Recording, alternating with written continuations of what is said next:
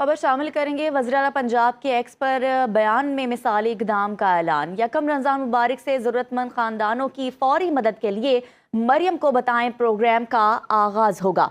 माली मुश्किलात का शिकार अफराद 24 घंटे में 10,000 रुपए तक माली इमदाद हासिल कर सकेंगे। यकम रमज़ान मुबारक से मरियम को बताएं हेल्पलाइन 1000 फंक्शनल होगी। शफाफ सिस्टम के तहत जांच पड़ताल के बाद ज़रूरतमंद को बरवक्त इमदाद मुहैया की जाएगी।